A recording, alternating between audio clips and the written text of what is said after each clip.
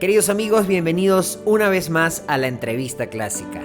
Seguimos con los cuatristas de C4 Trío. En el episodio anterior conocimos a Eduard Ramírez y en el episodio de hoy tenemos al maestro Héctor Molina, quien con sus agrupaciones como Los Sinvergüenzas y como el dúo Nexus ha llevado el cuatro y la música venezolana a otras fronteras, dejando el nombre de nuestra música en alto en todo el mundo. Acompáñennos a conocer su historia.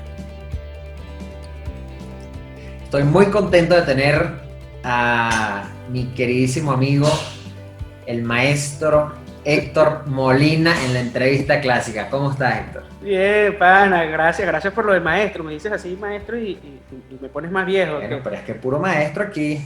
Aunque como dijo un amigo, Manuel Rangel, ¿sabes? Gran maraquero venezolano, Claro. ya no somos las jóvenes promesas. Dice otro gran músico venezolano, dice Javier Montilla, que antes éramos jóvenes y estúpidos, ahora ya no somos tan jóvenes. Exacto.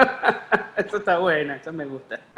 Ahora ya no somos tan jóvenes. Sí, así es. Bueno, jóvenes somos todavía. Yo no sé cuándo uno empieza a Sí. ser viejo. En estos días estaba escuchando, no sé, un podcast, algo, y estaban haciendo como interacción con el público y estaban contestando preguntas. No, esto es como de Instagram, de contestar preguntas y cosas que tú lo haces también, y bueno, y lo hacemos por ahí. Uh-huh. Entonces decía una chama, ¿no? Estoy saliendo con un viejo de 30, pero no sé qué hacer. Y a mí me dio como un dolor aquí, ¡ay! Oye, sí. Un dolor en la espalda. Yo acabo de cumplir 40, imagínate. O sea, que ya soy, para esa chama soy entonces No, tú eres un anciano. un anciano ya. Bueno, No, y yo te empiezan tengo en algunos 31. sitios te empiezan a decir señor. Y bueno, ok. Sí. Bueno, sí, y yo que me he puesto tan canoso últimamente, pues, Bueno, más yo, todavía. yo no voy a bajar la cabeza. Yo tengo aquí un parámetro de no bajar la cabeza hasta un punto, porque se va a empezar a ver algo aquí, ¿no? Aunque para mi consuelo, yo tengo 31. A los 31 ya mi papá y mi tío Miguel tenían ya están totalmente calvos. Entonces, Ah, sí. ya por ahí ya yo gané.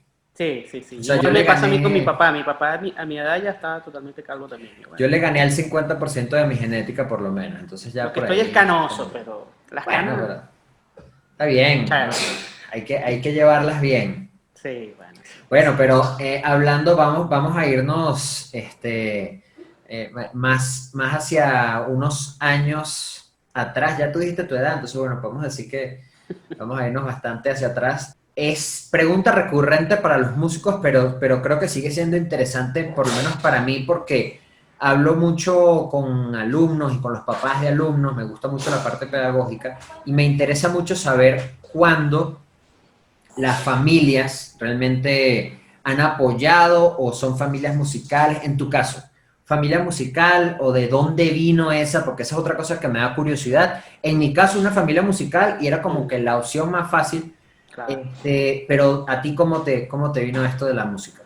Bueno, mira, sí, en mi familia no hay músicos. De hecho, todavía hoy, a ver, bueno, no, sí hay algunos otros músicos profesionales, pero en mi familia directa yo soy el único músico.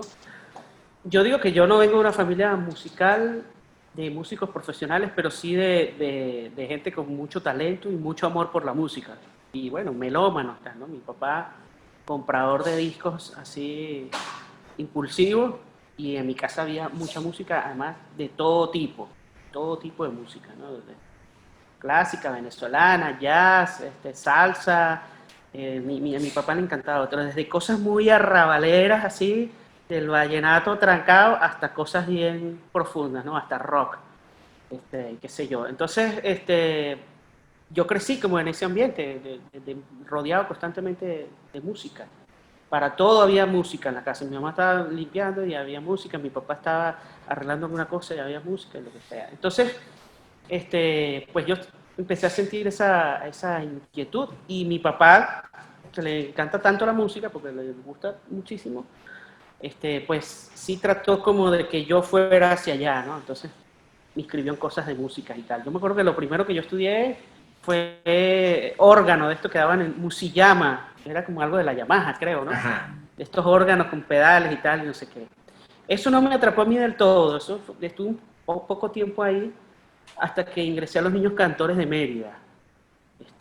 Y ahí sí fue como que ahí sí me atrapó la música definitivamente, y empecé, digamos, ya a involucrarme ya más seriamente en la Esto es música. importante porque hablamos, bueno, evidentemente, como ya dije antes en la presentación, Héctor forma parte de una agrupación muy reconocida en Venezuela que es C4 y una de las cosas interesantes que hemos hablado, además con tus compañeros de C4, es Ujú. que abarcan prácticamente toda la geografía nacional, en que uno es del oriente, extremo oriente, otro es Ujú. del centro y otro es del occidente, que eres tú. Para la gente que escucha en México, Mérida les va a sonar. Mérida aquí es una Ujú. zona del suroriente mexicano caliente a nivel del mar, playa y tropical. De Mérida, Y en Mérida de Yucatán, Venezuela es todo lo contrario. exacto. Extremo Montaña, frío. occidente, una montaña por allá arriba con nieve Y frío. y frío. Ujú. Bueno, que en el centro de Mérida puede hacer calor, pero Ujú. es páramo, pues. Entonces, Exacto. por eso también no es raro que tu papá, por ejemplo, escuchara vallenato, porque Sí, allá es claro. como la música popular ahí más cercana. Sí. Y entonces, empezaste en los Niños Cantores de Mérida, ¿a qué edad? Mira, yo empecé en los Niños Cantores a los 12 años. Yo, en comparación, ya que has hablado de mis compañeros de C4, empecé mucho más tarde. Ellos en la música, digamos, seriamente empezaron bien pequeñitos. Bueno, a lo mejor tu caso también, viniendo de familias de músicos, ¿no? De 5, 6 años, 7 años, y ellos ya estaban ahí dándole el instrumento. Yo a esa edad todavía no andaba en esa. Pero cuando ingreso a los Niños Cantores, sí, ya tenía 12 años y ahí fue que me enamoré, digamos, del 4 de inmediato, ¿no? Además era una coral que hacía mucha música popular. Sí. La base del repertorio de ese coro era música venezolana, música popular, y coincidimos en esa época un grupo de chamos a los que todos nos gustaba, nos enamoramos pues de esa música y todos estábamos aprendiendo a tocar cuatro, maracas, tambor, mandolina, guitarra, todos esos instrumentos populares, ¿no? Y de hecho de esa generación de los niños cantores salieron muchísimos músicos profesionales, muchos músicos que están hoy en día viviendo de la música o que en diferentes ámbitos de la música, pero hay muchos músicos profesionales y buenos músicos ahí de esa época. Importantísimo cada vez que escucho algo, que escuche algo que puedo tomar, sobre todo para esto, para la parte pedagógica que me gusta mucho y escuchan alumnos la entrevista.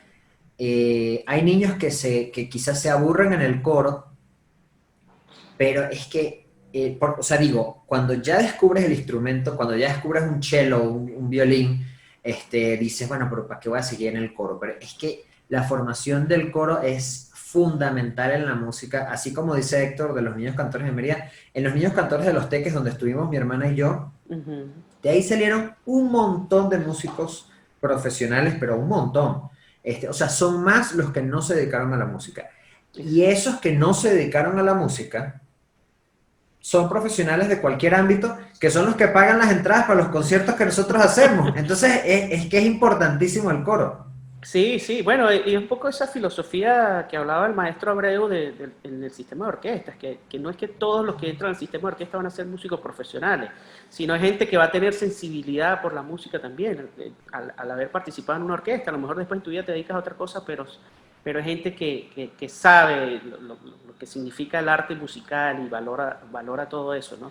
Y en mi caso, los niños cantores, a mí me pasó un poco eso que tú cuentas, porque yo primero, claro, estuve cantando un par de años, pero empecé a tocar el cuatro y ahí pasaba algo que habían como generaciones de músicos acompañantes, ¿no? Primero habían unos músicos, ya unos señores adultos, después empezamos los chamos del mismo coro a acompañar al coro. Entonces, cuando a mí me cambió la voz, lo poquito que me cambió, porque a mí tampoco es que me cambió mucho la voz, A mí tampoco. exacto, me pasaron y ya estaba un poquito más grande, ya tenía 14, 15 años, ya no me veía tan niño, me pasaron a ser músico acompañante del coro. Entonces, para mí eso fue, bueno, imagínate, una felicidad enorme empezar a ser el acompañante del coro. Yo era el que tocaba cuatro y guitarra allí. en el coro, y ahí estuve, yo creo que más tiempo como músico acompañante del coro que como cantante, ¿no? Mira, pero es buenísimo lo que dices porque normalmente los músicos populares, hablo de instrumentos populares como el cuatro, las maracas o bueno, la misma guitarra que en el yo creo que esto es un fenómeno universal. La guitarra es más un instrumento popular que un instrumento académico. O sea, Sí, claro. de 100 personas que tocan guitarra, dos estudian guitarra clásica en el conservatorio. Entonces, la mayoría de estos músicos no tienen este entrenamiento de seguir una mano, de seguir un coro, sino que son grupos pequeños que es más música de cámara que otra cosa. Pero entonces a ti, tú empezaste con un entrenamiento bueno de ver mano como de ver un director. Sí, claro, y yo creo que eso a mí me ayudó mucho a tener una base sólida de acompañamiento, de ser un músico acompañante, que eso para un cuatrista es fundamental, ¿no? De trabajar los matices y ese tipo de cosas que también a veces en muchos ámbitos de la música popular pues no se trabaja tanto, pero en un ámbito como una coral o una agrupación de cámara o qué sé yo, esta cuestión de matizar y todo eso es un tema que se trabaja mucho. Entonces yo ahí también aprendía que cuando, ¿sabes? El director pedía que ahí teníamos que tocar más piano, entonces claro, yo también, ¿no? El coro no podía bajar y yo quedarme, este, Claro. ¿sabes? Entonces, Y hace mucho todo ese tipo de sentido cosas aprendí. eso, hace mucho sentido eso con una percepción que tengo yo de ti, pero además yo no soy ninguna autoridad en el 4, pero te lo voy a decir de una vez para salir de esto de una. Mi papá te admiraba mucho como cuatrista acompañante de otras agrupaciones, además de las que vamos a hablar también, además de C4. Tú sabes que mi papá no era el más fanático del cuatro solista, pero Ujú, mi papá te admiraba muchísimo como cuatrista acompañante. Hablamos con Edward de Javier Marín, hablamos de Luis Pino, ujú, alias mi hermanito, ujú. este, y yo hablaba de ti porque me pareces uno de estas nuevas generaciones de cuatristas nuevas de 40 años, Exacto. de los mejores cuatristas acompañantes. Entonces, creo que me has dado la razón del por qué, básicamente, porque empezaste así, acompañando. Sí, chamo, bueno, mira, me dices eso, chamo, y se me pone la piel de gallina porque, bueno, tú sabes, la admiración que yo siempre he tenido por tu papá y por Miguel y bueno, por todo el trabajo del cuarteto, y que además tuve la dicha, digamos, de que Raúl y Miguel ambos me dijeran eso, ¿no? Y bueno, chévere, yo siempre me he considerado más un cuatrista acompañante que un cuatrista solista. Lo que pasa es que a mí la gente me vincula mucho con el cuatro solista por el trabajo de ese cuatro trío, que tiene mucho de ese elemento. Pero en realidad yo no he hecho un trabajo de solista, yo no he grabado discos de solista, he grabado piezas sueltas de solista, pero ni tengo montado un repertorio amplio de solista, no ha sido nunca esa faceta, aunque eventualmente lo voy a hacer, lo quiero hacer también. Pero sí, mi formación viene mucho de acompañar, ¿no? Y luego que estaba en los niños cantores, pues empecé a formar parte de la estudiantina universitaria de la ULA. Y ahí también todavía profundicé aún más en eso de acompañar, el trabajo de cámara que aún era más, todavía aún más delicado y más dedicado a la instrumentación, ¿no? Lo otro, por supuesto, era más enfocado en el coro, yo no Claro, siempre un papel ahí, pero la estudiantina era todavía aún más profundo, ¿no? sí. Entonces, pues sí, sentí que tenía esa facilidad. También Eleazar Longar, el director de la estudiantina, de la ULA, me aupó mucho en eso porque vio que yo tenía como esa sensibilidad del acompañante, ¿no? Él siempre me decía esas cosas, oye, y tú puedes matizar aquí, porque yo he tenido cuatristas que es un problema para que bajen o para que toquen más fuerte en un momento, para que ese tipo de cosas me parece chévere y tal, y la estabilidad del tiempo y todo eso. Entonces, bueno, fueron cosas que a lo mejor se me fueron dando un poco naturales y las he ido desarrollando con el tiempo, ¿no? Sí, y además estamos entrevistando, bueno, tres cuatristas seguidos, y a lo mejor a lo mejor gente fuera de Venezuela o incluso en Venezuela realmente no sabe cuál es el papel del cuatro. El cuatro es la base rítmico-armónica de prácticamente toda la música de Venezuela, del 90 y tantos por ciento de la música de Venezuela, y de las pocas expresiones musicales de Venezuela que no llevaban cuatro, como el joropo tuyero, ahora salió Edward Sí. y ahora es un cuatrista de música tuyera, que es una cosa extraordinaria. Entonces, el cuatro es muy importante en estas agrupaciones, grupos, estudiantinas y estas cosas. Y hablando de los grupos, ya habías formado en ese momento, cuando estás en la estudiantina, además de la estudiantina, ¿alguna otra agrupación? ¿Ya habías tenido cercanía con algún otro grupo? Bueno, sí, había estado en grupo, bueno, matando tigres, empecé a matar mis tigres en Mérida, con algunos de los integrantes de los niños cantores, que habían algunos que también estaban interesados en la cosa de la instrumentación, ¿no? Me acuerdo que trabajamos mucho acompañando festivales. En esa época se hacían muchos festivales infantil, de la voz infantil, de no sé qué, de los colegios, de los liceos, y me acuerdo que trabajé un montón en eso con unos amigos allá, ¿no? Los Morochos Zambranos. Bueno, si alguien de Mérida, de Ejido, ve esto, sabrá, ¿no? Y también, si supieras, una tradición muy importante en Mérida, que también yo toqué muchísimo y trabajé muchísimo con eso, que son las paraduras del niño. Claro. Todo lo que es a partir de enero, febrero, como hasta casi abril, uno como músico trabaja mucho en eso, ¿no? Y entonces también tuve grupos de parrandas, grupos de aguinaldo, estuve mucho en ese tipo de agrupaciones, ¿no? Y luego en la estudiantina, que además, como te digo, era una cosa más formal, más profesional, diría yo, en la música también, tenía que leer música, ahí fue donde me empecé ya a vincular con la educación musical formal. Ahí, bueno, conocí a Edwin Arellano, a Sergio Torres y a Raúl Picón, que fuimos los fundadores de Los Sinvergüenzas, ¿no? Y ahí, bueno, digamos, ya fue otro paso en un grupo también un poco más... más serio. Sí, más serio y más formal. Más formal. La música y todo eso, ¿no? ¿Qué edad tenías tú cuando fundaron Los Sinvergüenzas? 20 años.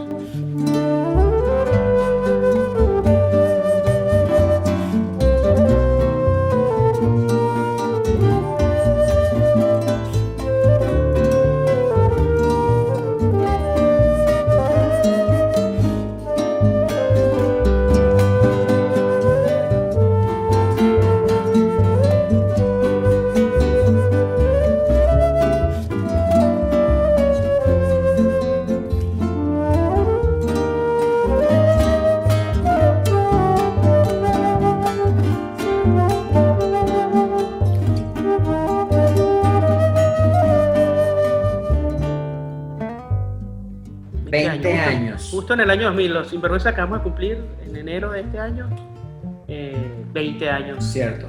Entonces, y ahí, porque mucha gente está, o sea, por ejemplo, Edward cuando concursó en La Siembra, todavía no sabía si iba a ser músico. Entonces, a lo mejor hay gente que tiene, bueno, de hecho, no sé, por ejemplo, la rondalla venezolana.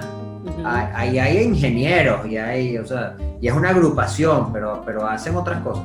¿En qué momento tú dijiste, me voy a dedicar a esto o quiero hacer esto? O sea, ¿en qué momento tomaste esa decisión?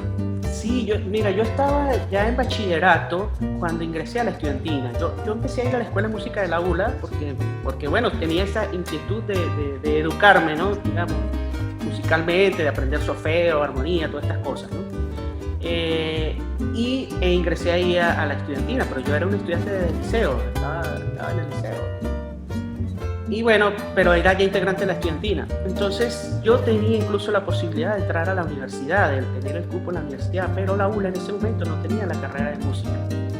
Y cuando yo me gradué de bachiller, pues llega esa disyuntiva, o en esos momentos, en esos años, o sea, ¿qué voy a hacer? ¿Me pongo a estudiar otra cosa o sigo con la música, que es lo que a mí me apasiona, ¿no? De hecho, bueno, estuve 2 años, yo me gradué en el año 98, y estuve 2 años, lo que llaman población flotante, ¿no? Tú sabes, bueno, dedicado a la música, trabajando en otra cosa. Me puse a trabajar, por cierto, en un estacionamiento de un amigo que era parte de la cantoría de Mérida y era el director de la Federación de Coros de Mérida. Él tenía un estacionamiento y yo lo que hacía más bien en el día era estudiar ahí en el estacionamiento y tal, y bueno, el trabajo no era un trabajo difícil. Pero bueno, hasta que dije, bueno, mira, o sea, y bueno, mis padres también, ¿no? Oye, tienes que hacer algo, o sea, tienes que estudiar algo, ¿no? ¿Qué vas a hacer? Entonces, bueno, ahí fue donde ya, bueno, me decidí a irme a Caracas, entonces a estudiar en el Instituto Universitario de Estudios Musicales.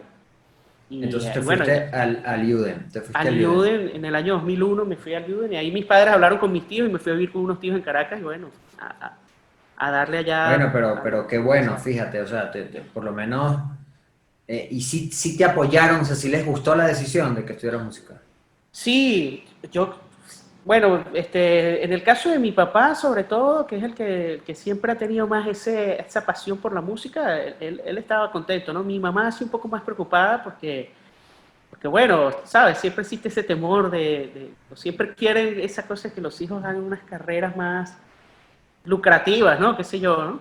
Sí, Eh, pero no, sí me apoyaron totalmente, además ellos ya veían que yo ya venía desarrollándome como músico muy bien, ¿no? Y que además siempre los profesores de música y todo, oye, Héctor, oye, es muy bueno, él toca muy bien, qué sé yo, ¿no? Entonces había siempre esas cosas y ya desde muy niño yo vinculado con el escenario de alguna manera y todo, entonces claro. ellos ya habían Ya visto eso. tenías ese rodaje ahí de que ya sabías cómo funcionaba Sí. es importante porque hay niños que empiezan en la música y realmente no se enfrentan al escenario sino Mm. hasta el concierto final de año o cosas así. Sí, Pero ya eso tú es verdad. estabas acostumbrado, bueno, ya matabas tigre, que aquí le dicen huesear.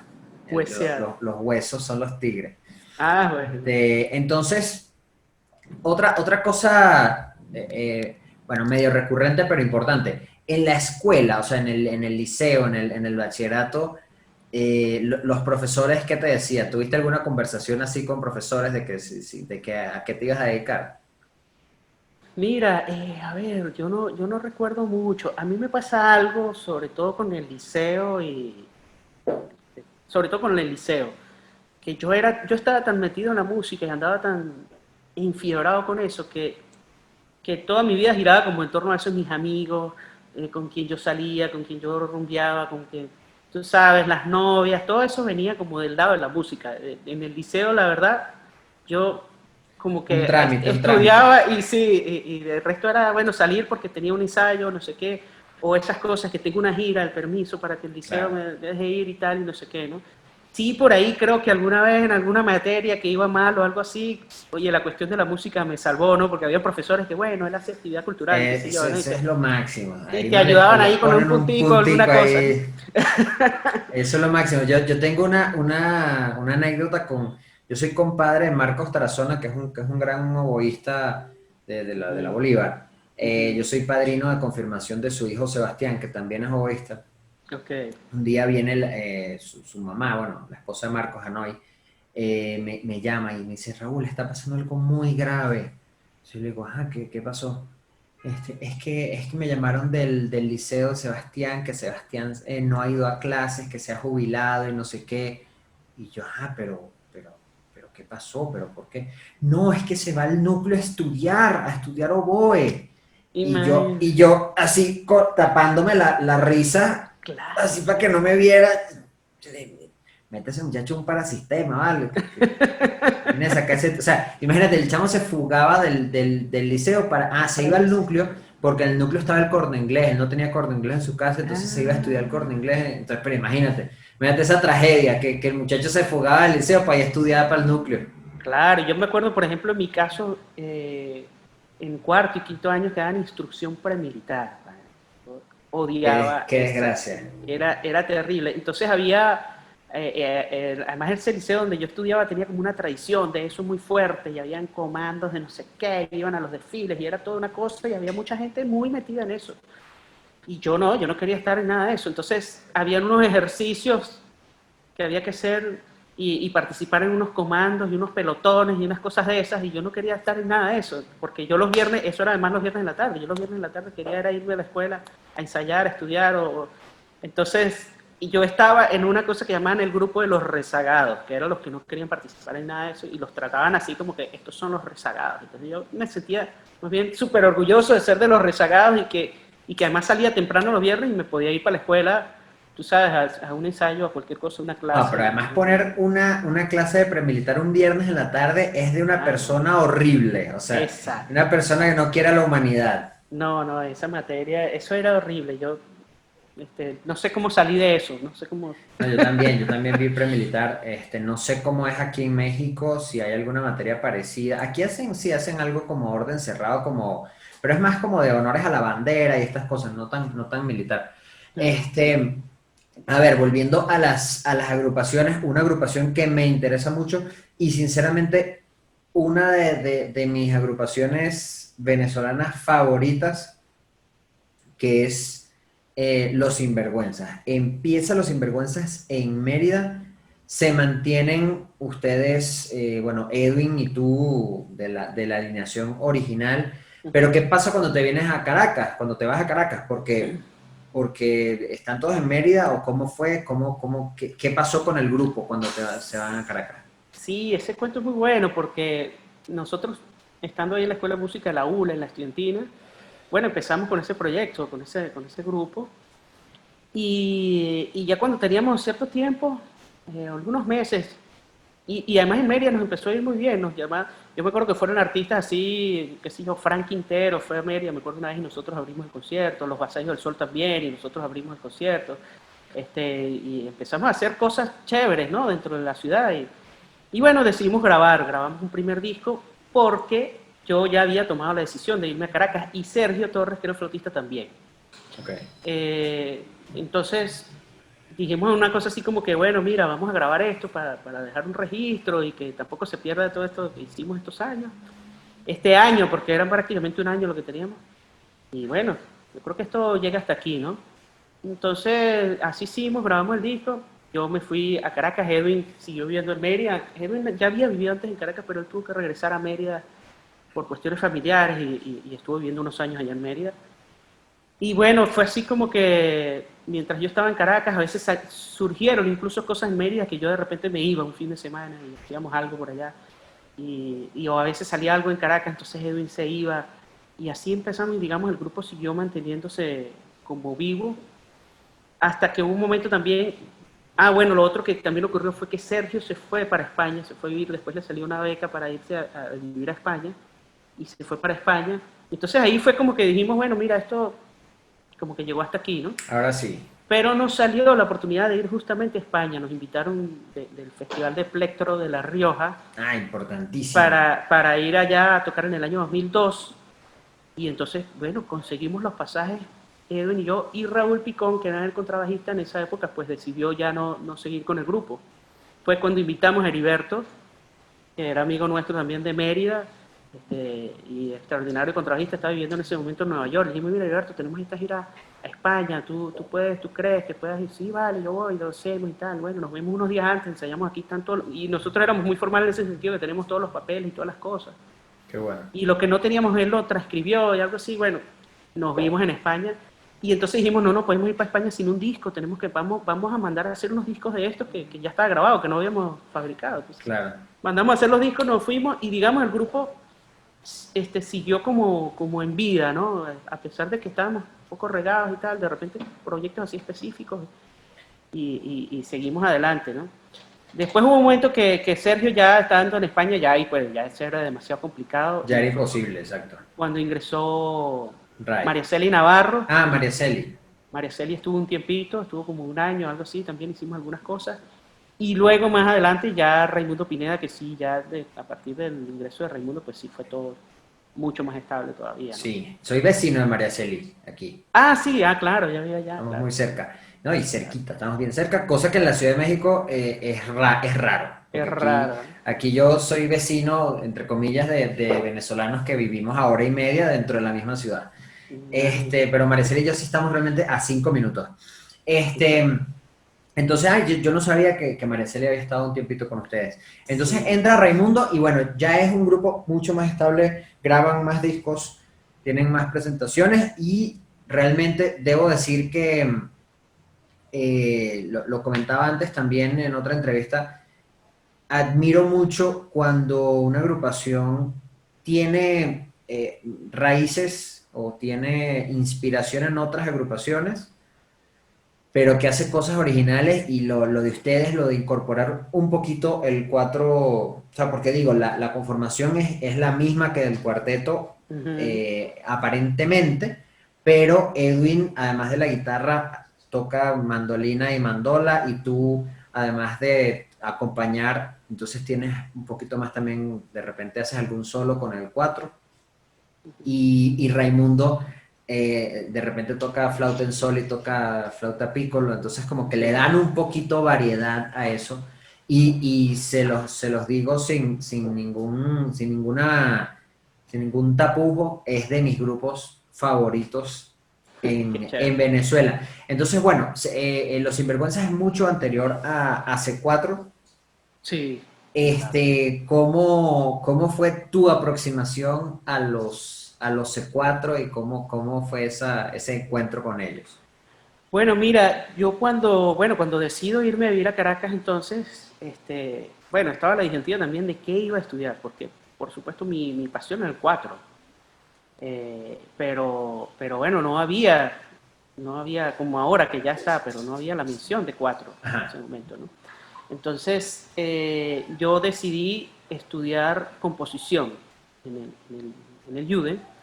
Y bueno, empecé, bueno, a asistir a mis clases en el UDE y allí me consigo con Jorge Glé, que estaba estudiando mandolina clásica. Y el caso de él era también muy parecido al mío, porque él estaba también cuatrista, apasionado del cuatro, pero ¿dónde estudiaba cuatro? O sea, entonces, como toca muy bien mandolina, pues se decidió y empezó a estudiar mandolina clásica. Entonces, claro, cuando nos conseguimos por ahí en alguna clase o empezamos a ver, oye, tú cargas ahí que cargas un cuatro, ah, sí, yo toco cuatro, ah, yo también toco cuatro y tal. Entonces, tú sabes, empezamos, oye, sí, tal, a compartir las cosas de la música popular y del de cuatro y ese la cómico, cuestión. de ese cómico que te encuentras a Jorge Glenn y te diga, yo también toco un poquito cuatro. Tal cual, A ¿no? mí, Y además, a mí me pasó con Yo-Yo Ma. Yo me claro. encontré a Yo-Yo, yo le dije, maestro, un placer, yo soy chelista. Y él me dice, yo también. Bueno, más o menos. Y además Jorge siempre andaba con un cuatro sin estuche ni nada, él andaba con su cuatro así al Sí, brazo. sí, sí, todo es cachalandraba y Y todo. exacto, y se sentaba en cualquier lado a tocar el cuatro, ¿no? Entonces, bueno, nos hicimos panas de una vez por eso y teníamos esa inquietud los dos y empezamos incluso a tocar y a hacer cosas juntos, a montar repertorio y a tocar. De hecho, hay un zumba que grabamos en el primer disco de C4 que después, digamos, hicimos un arreglo más grande y más intenso en el disco de Gualberto más C4 que llamamos Zumba Cum Laude, que Ajá. se originó es de Jorge y yo compartiendo y tocábamos y participamos en recitales de música venezolana y eso.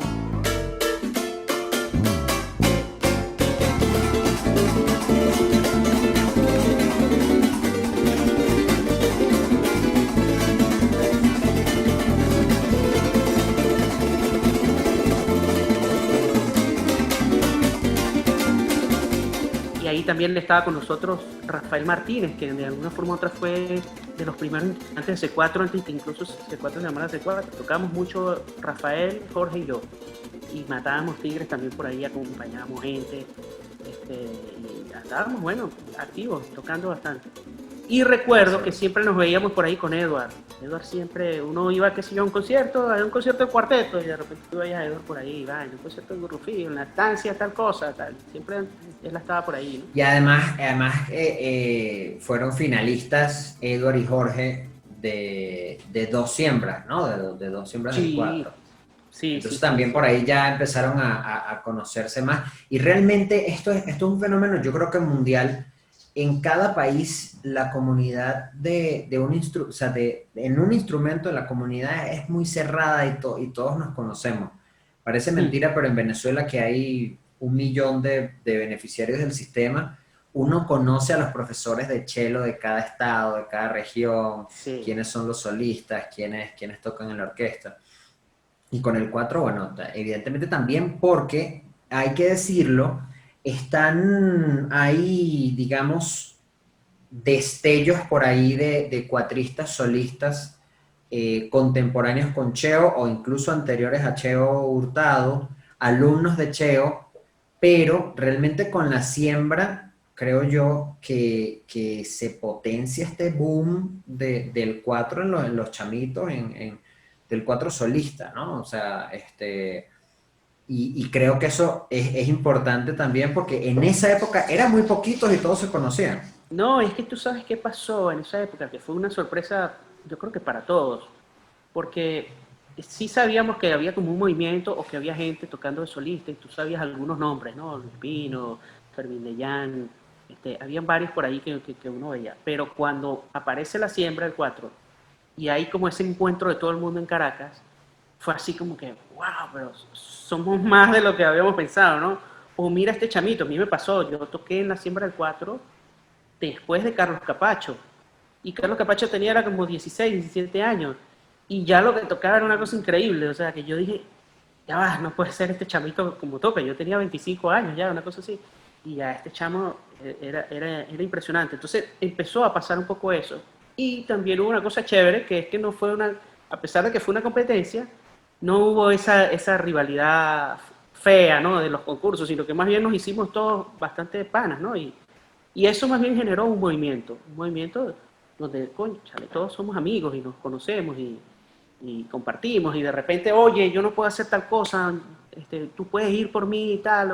Y entonces, esa camaradería que se dio allí, este, pues de alguna forma también sirvió para que C4 Tiro terminara de afianzarse, porque también fue así, surgió la idea de hacer un concierto de mano de Edwin Arellano, que estaba dirigiendo Multifonía en ese momento y tenía un espacio en el CELAR, este centro cultural allí en Caracas, en Altamira, y él me propuso, mira, vamos a hacer, ¿por qué no hacer un concierto de 4 solistas? Ya que están Rafael, está Jorge por ahí y tal. Entonces decidimos hacerlo, invitamos a Edward.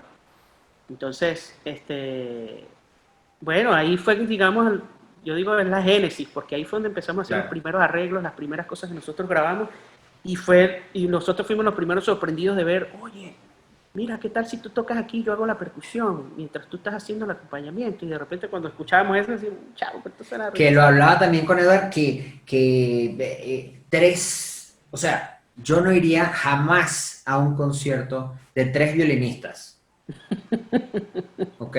Exacto, exacto. No sé si Yari está por ahí, espero que no me escuche, pero tampoco iría a un concierto de tres flautistas, ¿ok? Bueno, no sé, a menos que sea Pahud y Galway y no sé quién, o Exacto. sea, pero digo, no es demasiado atractivo un trío de instrumentos iguales, pero Sí. la, lo que yo creo que es algo importantísimo de C4 es la exploración de las diferentes capacidades que tiene el instrumento, que hay momentos en que parecen tres instrumentos, porque hay uno haciendo percusión y hormiguitas, que le llamo yo, tú sabes de quién estoy hablando. Sí. Está el otro de repente punteando algo y de repente estás tú acompañando y de repente se empiezan a cambiar los roles. Entonces, creo que eso lo hace muchísimo más interesante. Ahora, yendo a la actualidad, ¿qué estás haciendo ahorita? ¿Con qué proyectos estás comprometido y qué estás haciendo ahora? Bueno, mira, ahora estoy, bueno, haciendo muchas cosas musicales con Yari, con Yari, con mi esposa, que es flautista, y cuando estábamos en Venezuela, ella estaba en la Orquesta Sinfónica Simón Bolívar y yo andaba en mil proyectos, no habíamos tenido, digamos, un chance de sentarnos seriamente a trabajar en un proyecto, ¿no? Aunque en una cosa familiar, en algo, tocábamos por allí, pero no habíamos, digamos, no nos habíamos sentado a hacer un proyecto y a montar un repertorio.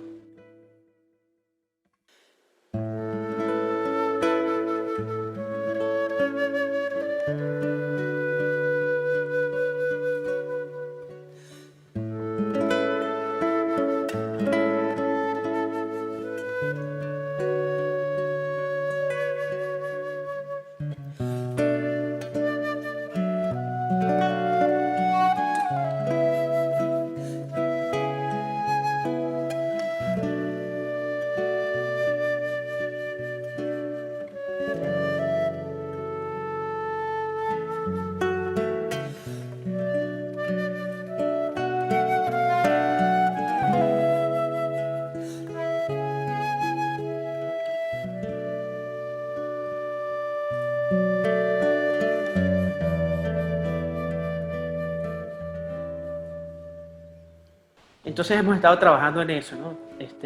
Yo también tratando de explorar un poco más mi faceta hacia la guitarra. Entonces también he estado haciendo, aparte de las cosas con el dúo, con Nexus Dúo, que se llama el proyecto que tenemos nosotros, Vamos a también dejar por yo aquí las las redes para señas. que lo sigan. Sí, sí, sí. También he estado empezando a hacer algunas cosas más como guitarrista también, que bueno, que es un instrumento que adoro y que mucha gente no me llama a mí como guitarrista porque bueno, siempre me han conocido como cuatrista, ¿no? Entonces también he estado haciendo esas cosas. C4 es un proyecto que sigue vivo también, por supuesto, este año vamos a cumplir 15 años y tenemos proyectos que estamos ahí, vamos viendo a ver cómo sorteamos esta situación, pero que podamos seguir activos y bueno, componiendo lo más que pueda, aprovechando este tiempo para componer, para escribir, para arreglar, que son otras de las cosas que bueno, que a mí también me apasiona, ¿no? Que es apropiado este momento para escribir.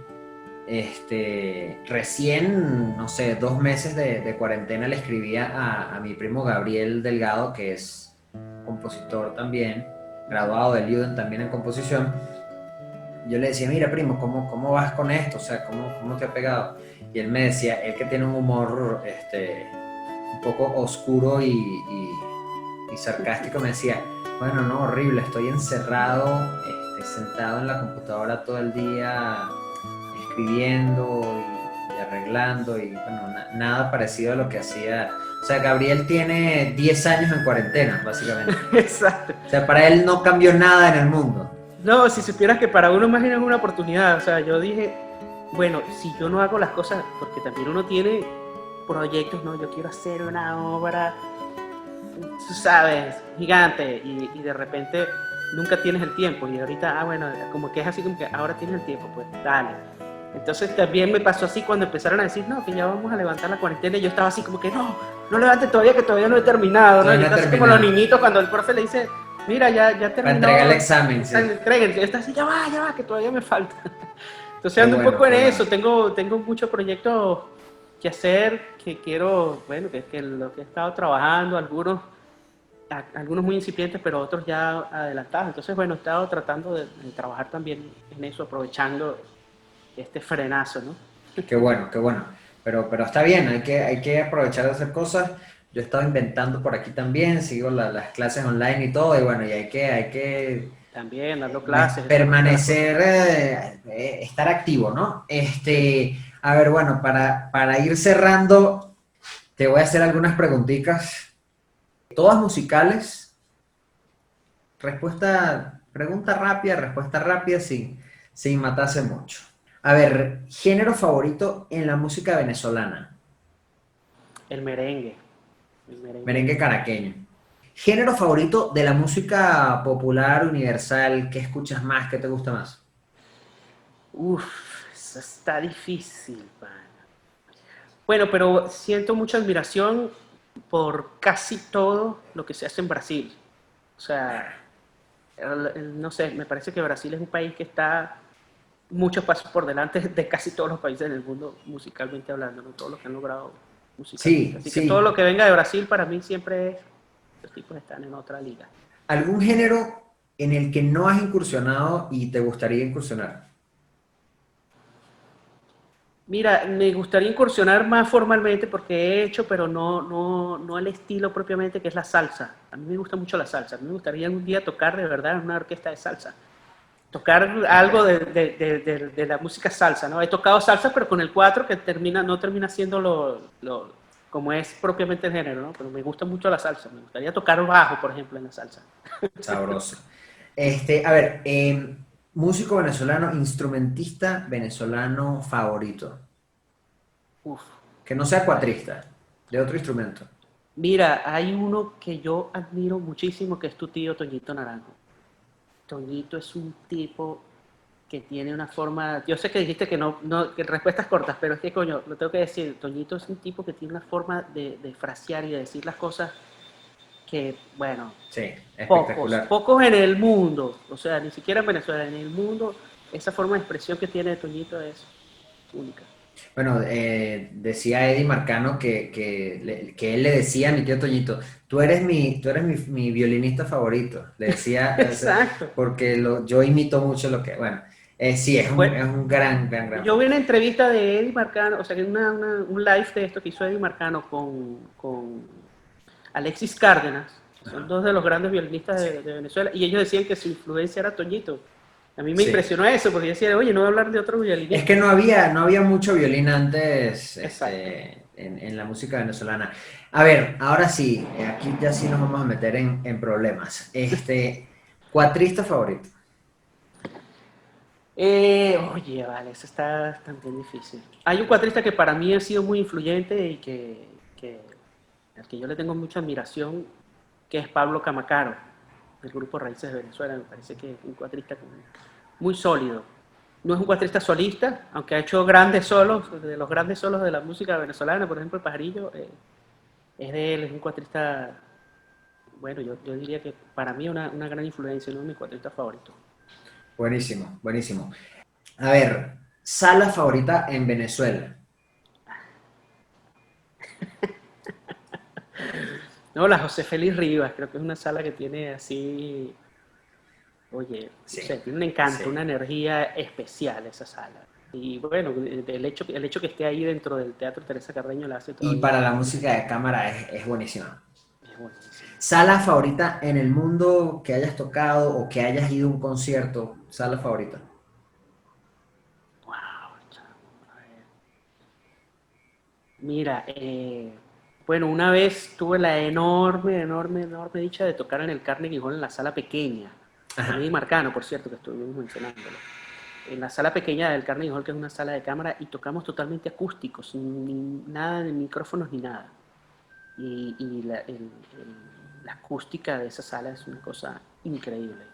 Qué Y bueno, sabroso, qué aparte sabroso. del renombre que tiene ya el Carnegie Claro, Hall. claro, claro, claro, claro. Para cerrar, disco favorito de Los Sinvergüenzas. Disco favorito de los sinvergüenzas. Bueno, eso es como que te digan cuál es tu disco Como un favorito. hijo. Bueno, pero un disco muy especial para nosotros es un disco que se llama Sinvergüenzuranzas, porque es el primer disco, nosotros habíamos hecho ya mucha música original, pero ese es el primer disco donde todo el repertorio es exclusivamente composiciones nuestras, ¿no?